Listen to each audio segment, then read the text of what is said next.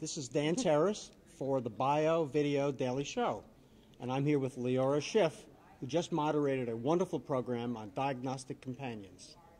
What do you do?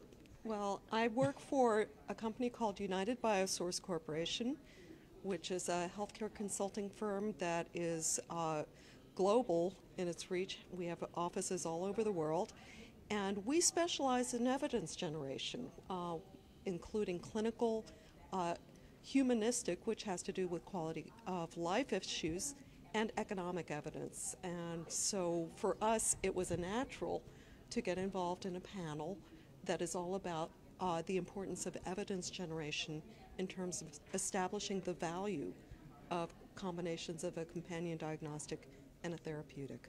Well, I've been involved with personalized medicine from my past career in AstraZeneca, and this is a very high science meeting. So for me, this is a very simple equation. It's a gene mutation.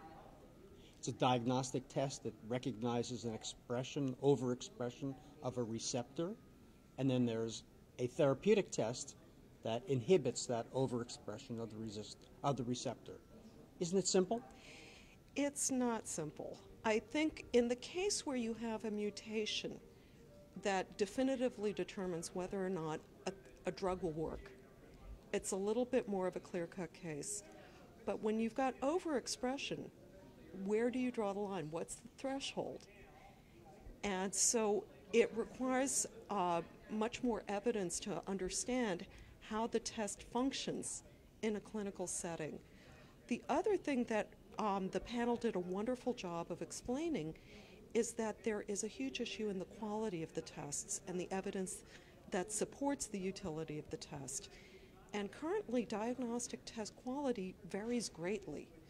And so one of the things that the panel explored was whether or not tests should undergo the same level of rigor that a drug would go through. I didn't really appreciate that before. Certainly on the drug development side, there's an enormous amount of testing to get to the FDA. And the diagnostic tests certainly seem far beyond or behind in that kind of rigor. So what kind of testing would generally be required? Well, the issue is that there are different regulatory structures for diagnostic tests, and depending on the approach that you take, the regulatory hurdles and the clinical evidence required are quite different.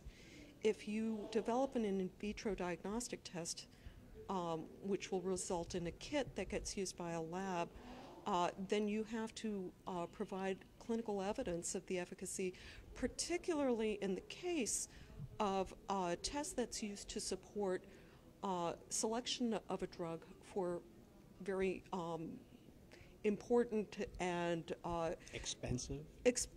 Actually, that's not the issue. The issue is much more one of these clinical significance, whether you're dealing with life-threatening situations where the selection of the drug really does become critical for the health of the patient.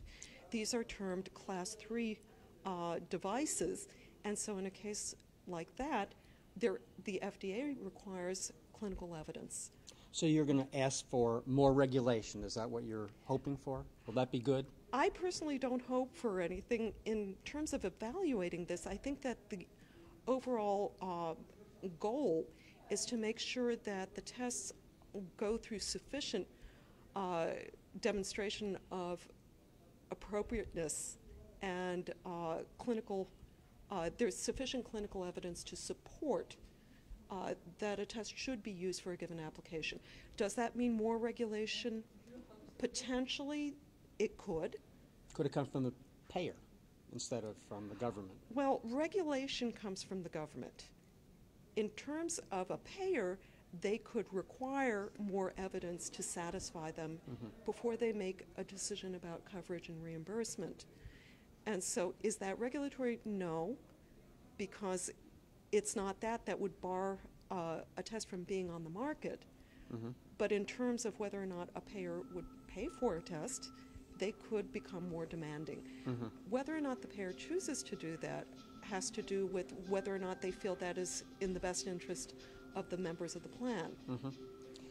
Well, thank you very much, Leora. I enjoyed your panel program very much. This is Dan Terrace for Bio Video Daily Show.